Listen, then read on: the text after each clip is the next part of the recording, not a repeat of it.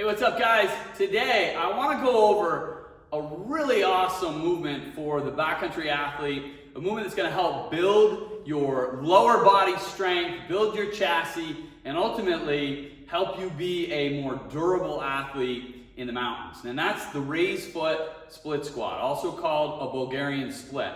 Now, rather than just explaining what muscle groups the split squat trains, I really want you to understand the function and how the movement will transfer effectively, okay, to what you'll be doing in mountainous situations, specifically when you're going uphill. So the split squat, let me just show you here.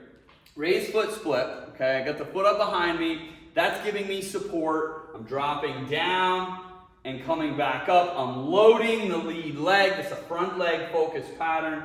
Okay, down and back up. Now, what this movement is a propulsive or acceleratory movement, very similar to a lunge pattern. I think most people are familiar with lunges, and it would be most similar to the reverse lunge, okay? Now, the reason being that a reverse lunge or raised foot split versus a forward lunge, okay, where I'm dropping down and driving back up, that's a deceleratory movement. I'm going to cover that in another video.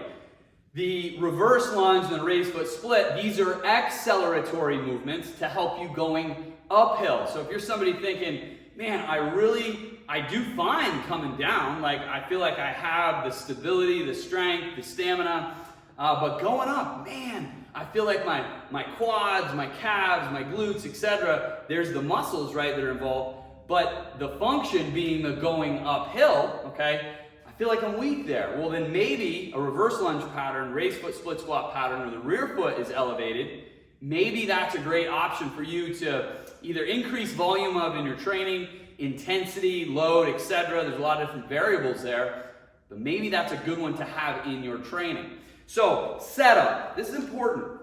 You want to make sure, well, actually, first off, I see a lot of athletes set up for a raised foot split, rear foot elevated, where the height that their foot is resting on. Remember, this thing is to give you stability.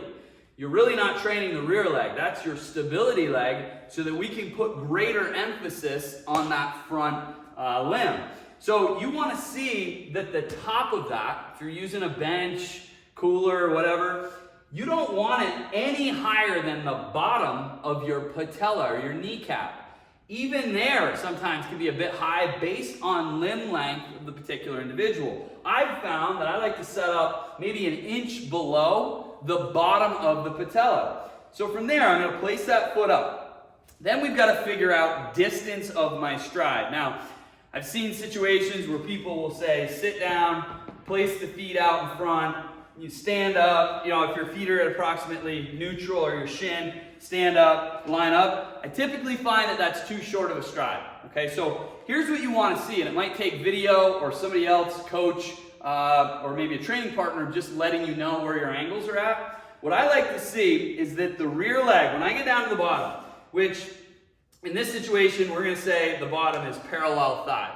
I want to see, okay, that this angle of the rear leg, your support leg, matches the angle of your trunk, which also is matching the angle of the front shin. Now, your front shin should be in a positive shin angle. What that means is the knee is over your toes. It's not way out past it, okay? But you shouldn't be able to look down and see your shoelaces, okay?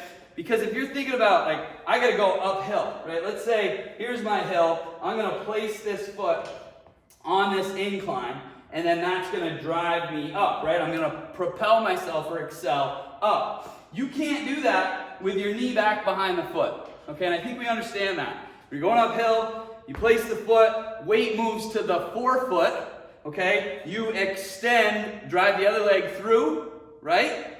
And we're propelling ourselves uphill. Back to the reverse lunge. The reverse lunge, very similar pattern, right? Little less stable because we lack this support system here, but I get to have maybe a knee drive. I get to have a leg that swings through, okay? Much more similar to what you see in gait climbing, hiking, running, etc., these gait characteristics where we have a swing leg that drives through then becomes our next propulsion leg. So we're kind of getting into the biomechanics here, but it's super important that you understand that, because nobody gives a shit if it trains your glutes, your quads, your hamstrings, your freaking, biceps. Who cares if it ain't helping you get better at the demands of the sport demands, okay? So understanding that part is vital to your success and buy-in intent in your program, in your training, okay? So again, key points here. Making sure that your height isn't above the bottom of the patella, okay, or the kneecap. Making sure that you get your stride length set up, okay, so that at the bottom, I've got these nice angles here. My torso is up tall. If I'm hanging on to dumbbells, okay, everything else still applies. And then another thing that I'll see people do is that you'll set up if you get too long, even if they're still getting a positive shin, what you'll get is like this like stretching feeling of the hip flexors. You're not after that either. Like if you're so stretched out there, right, we're actually not in a position biomechanically that is that's putting us at an advantage mechanically. Okay, we're not going to be in a position where we can, really drive and utilize the muscles involved to help us be more efficient in ultimately climbing pattern and going uphill for the backcountry athlete. And let's be honest, if you can't go uphill effectively and do so efficiently, and if your training isn't helping you do that, right, then we're missing out on a very key piece of our training programs. Split squat, raised foot split, awesome pattern. We use a lot. We do far more single limb movements because they transfer far more effectively to activities done in the backcountry. Again, where you're hiking, especially on incline.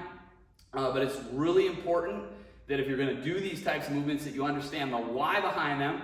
You have a really solid intent when you go into your training, and ultimately then as you progress, okay, whether it be load, reps, volume, etc., that as you progress, you're progressing a pattern that is going to be more effective and is going to transfer more effectively to what you love to do most.